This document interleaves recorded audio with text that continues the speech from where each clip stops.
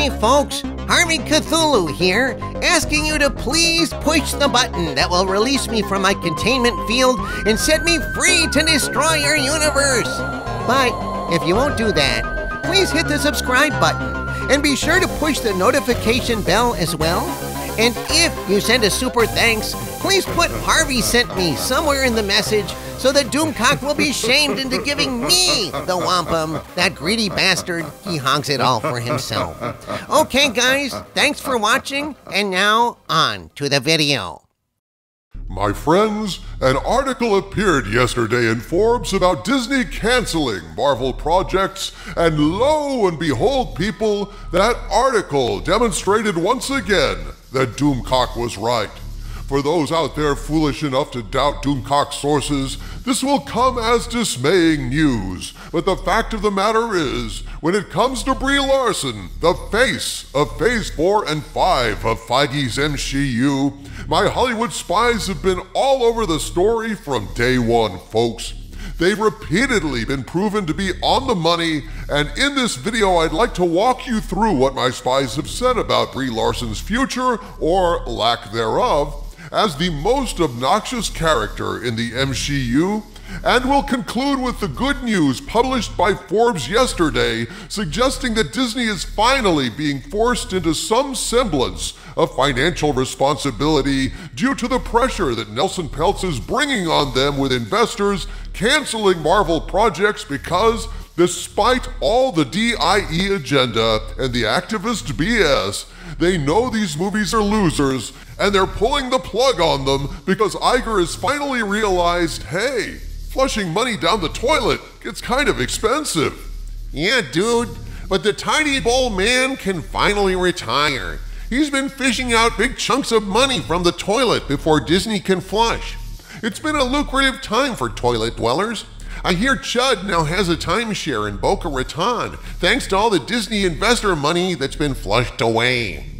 Disney has been an incredible loser at the box office in the last couple of years, and no movie has failed as hard as The Marvels starring Brie Larson. Folks, my spies told me years ago that Disney was unhappy with Brie Larson after Captain Marvel.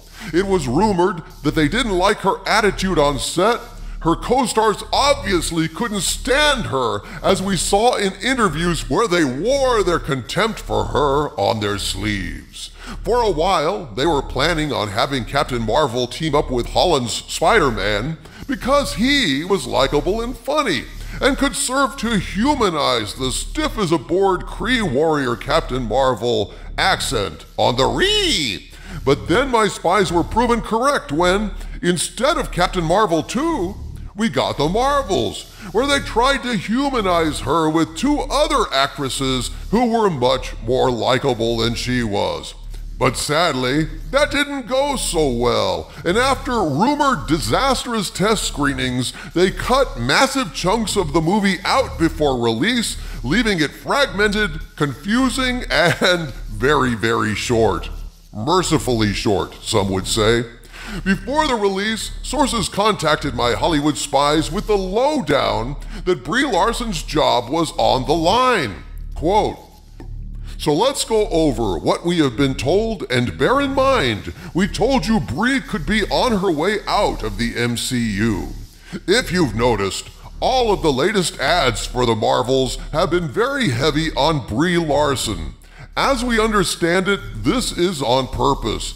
Brie's future is very dependent on how the Marvels performs, and according to our sources, if it does perform the worst or one of the worst movies of the MCU, she's out. In order to help her save face, Disney is willing to let her claim she is leaving. That being said, if the Marvels do okay to great, she could stay on, so only time and the box office will tell." Unquote. Well, what do you know, folks? Turns out The Marvels was the biggest bomb the MCU had ever seen.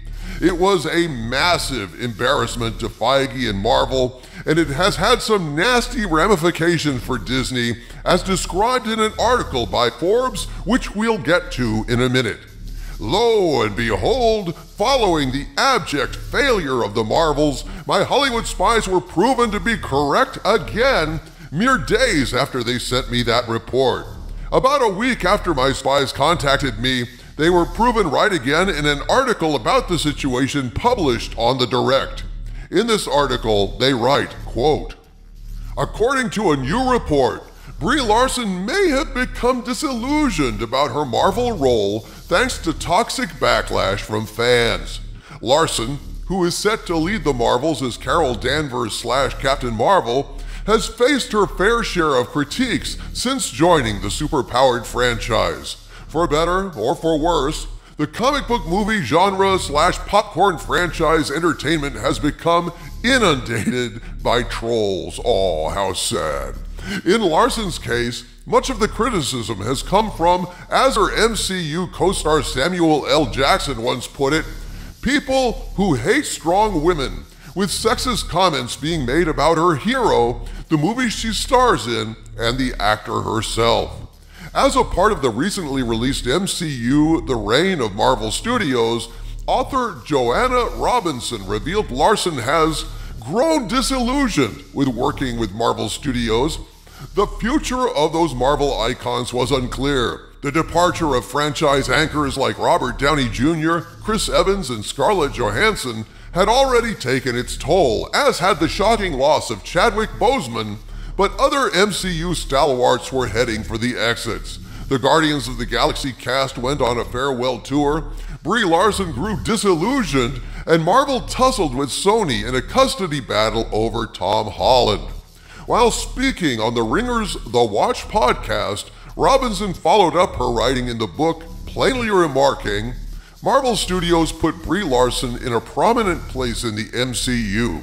I don't know if Brie Larson was the wrong person for the role necessarily, but the toxic backlash means that Brie Larson doesn't want to play Carol Danvers anymore." And there you go. Boom goes the dynamite.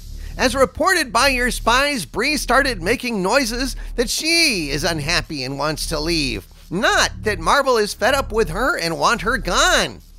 Oh, classy. But once again, Doomcock was right. Indeed, Harvey.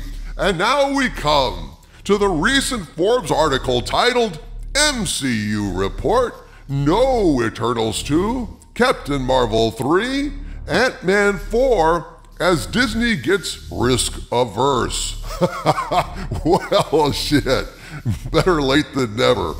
In that article, they confirmed the entire Brie Larson thread laid out by Doomcock all along. Quote, "Insider Daniel Reichman is reporting that Eternals 2 is no longer in development, and other potential projects like a third Captain Marvel movie or a fourth Ant-Man will not be pursued. If you've been tracking Marvel hits and misses, these three specifically may not come as a huge shock, as something Marvel does not want to invest in from here. All performed poorly, relatively speaking, among critics and at the box office. I think The Marvels was probably the movie alarm bell that set all this off, while the $200 million Secret Invasion, good lord, was probably the show alarm instead. As much as I think both Eternals and The Marvels were underrated, given their performance, I can understand why sequels would not be pursued." And so, once again, Doomcock was right. As much as I hate to admit it, their sources said these things were coming, and they all unfolded just as your Hollywood spies have predicted. They traced these things the whole way, and because they screened their sources carefully, they're more right than wrong, despite what your detractors say. Indeed, O Skull of Calderon, I want to say thank you to my amazing Hollywood spies, and I want to thank all of you at home for watching this video, subscribing to my channel, and becoming channel members. Never doubt your overlord. He and his network of Hollywood spies work tirelessly to bring you the rumors and news you need to know. From the center of the earth, this is Dictor Van Doomcock bidding you all, my friends, stay angry.